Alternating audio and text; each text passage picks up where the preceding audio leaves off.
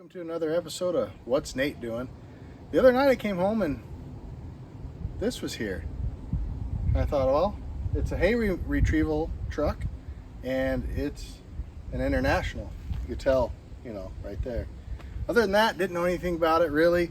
Got a call from a buddy, said, hey, dropped off my grandpa's hay retrieval and it seems to be leaking antifreeze and the 2-speed isn't working on it. So can you take a look at it? That's what we're going to do tonight. Just take a peek, see what we can find out, see if we can fix it for him. Little of the story, I guess, his grandpa bought this one new. We'll figure out what year it is and go through all that kind of stuff. But he bought it new back in whenever and has been running it. And now they just use it once or twice a year to move some hay around. So we'll take a peek and see what we find. We don't know anything about it, what engine's in it, really what's wrong other than a little bit of antifreeze leak and 2-speed. So let's go take a peek. All right, so we walked through the weeds over here. We're gonna take a quick peek here, see what we can see. Let's see what it is. I'd say it's a 77. In June of 77, this old International harvester was created. Ooh, it's got custom seats. Those aren't from 77. Back out just a little bit, and looks in really good shape. It's got some oil. You never know when that is needed.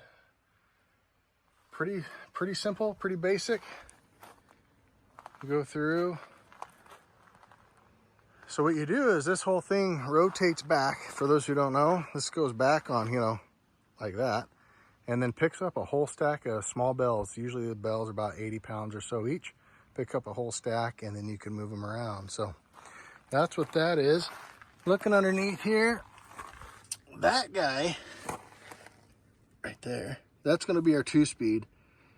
Those have a little nub that sticks out and goes into like a slide gear thing. Those break a lot, so we might pull that out, see what's broke. If it needs welded up, that's what we'll do, weld it up. Let's go take a look here under the engine, see what it's about.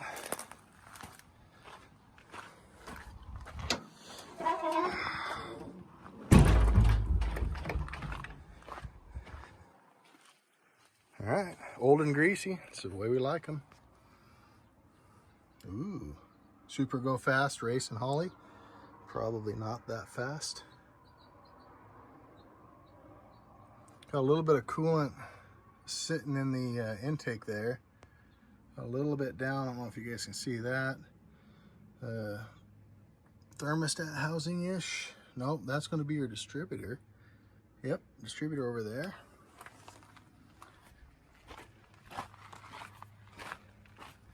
Let's get on this side, see what we find.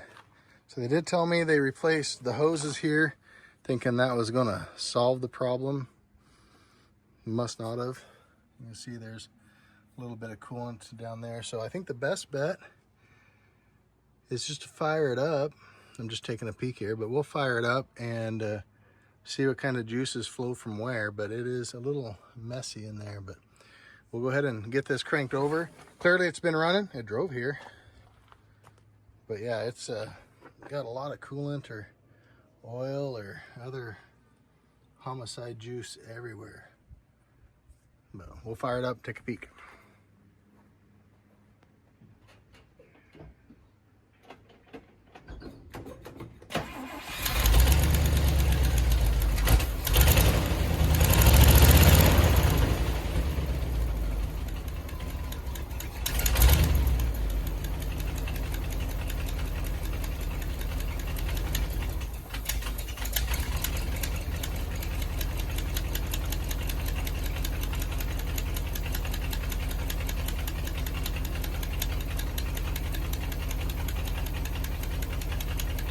All right, let's go take a look at that.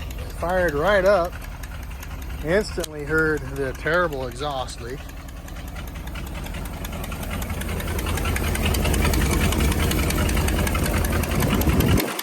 From there, you can hear it. But the worst is on the other side.